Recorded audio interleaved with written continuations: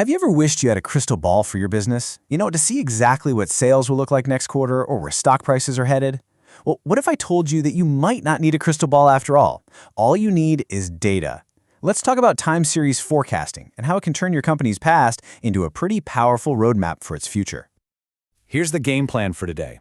First, we're going to talk about how to turn old data into future predictions. Then, we'll become detectives and find the hidden patterns in that data. After that, we'll pick the right tool for the job. And then, and this is crucial, we'll figure out how to score our predictions. And finally, we'll wrap it all up with one key takeaway. All right, let's dive right into part 1, predicting the future. The key to the future is so often written in the past, but how do we actually read it? It's the million-dollar question, right? How do we stop just reacting to what happens and start actually planning for what's going to happen? Well, the answer is in something called quantitative forecasting. And the big idea here is simple, but it's incredibly powerful. If we can find and measure the patterns of the past, we can project them forward. Now, the foundation for all of this is something called a time series.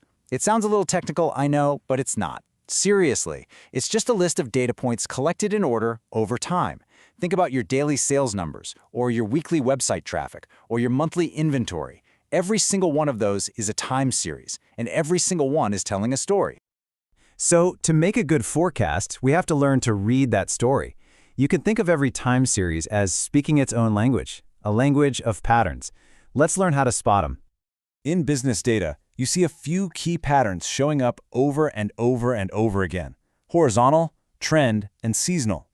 Spotting which one you're dealing with is probably the most important first step, because each pattern needs a totally different kind of forecasting tool to get an accurate prediction. First up, we've got the horizontal pattern. This is what you see when your data is pretty stable. Yeah, sure, there are little ups and downs, but it all just kind of bounces around a consistent average line. This is the pattern of a steady, predictable business. Next, we have the trend pattern. This is that slow, gradual drift in your data, either going up or down. Think about a startup's user base just growing and growing month after month, or maybe the slow decline of an old product. The key word here is long-term. It's not a short-term blip. It's a real shift. And finally, there's the seasonal pattern. Now listen, when we say seasonal, don't just think winter, spring, summer, fall. It means any predictable cycle that repeats itself within a year. It could be ice cream sales that always spike in the summer, sure, but it could also be website traffic that always jumps on Monday mornings. It's a reliable, repeating rhythm you can set your watch to. Okay, so now we can spot the patterns. But what do we do about them? Well, it's time to open up the Forecaster's Toolkit and match the right method to the right pattern.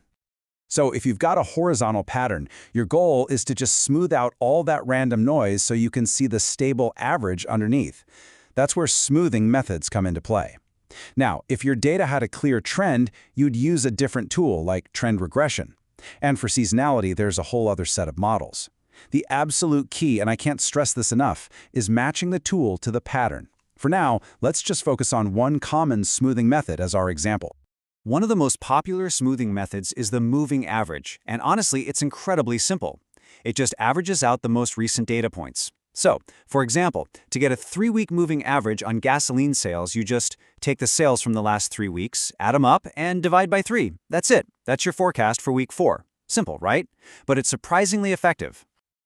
But hey, making a forecast is only half the battle. How do we even know if it's any good? We need a way to keep score. We need a scorecard. And that scorecard is built on this one simple but really powerful idea: forecast error. It's literally just the difference between what actually happened and what you predicted would happen. If you get a positive number, it means you undershot it. A negative number means you overshot it.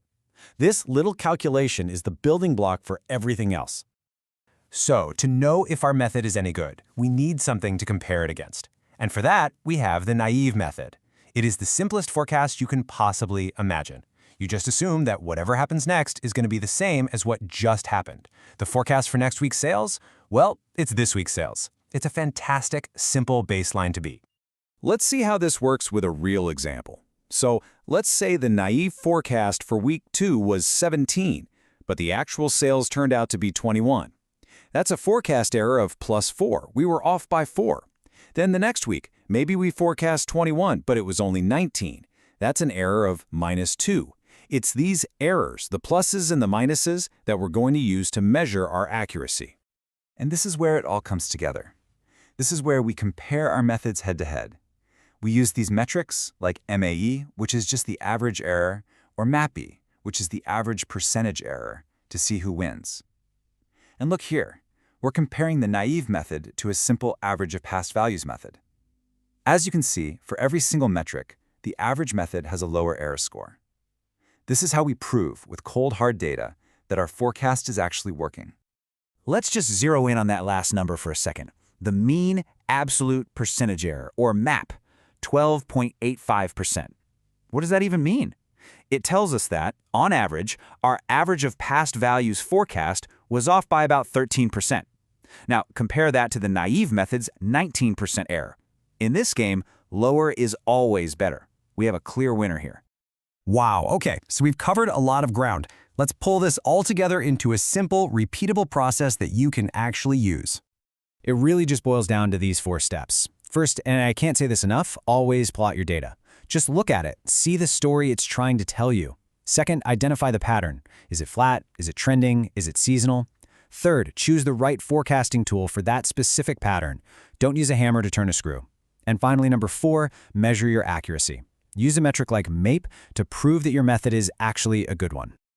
So, the next time you're looking at a spreadsheet, try not to see just a list of numbers. See a story that's waiting to be told.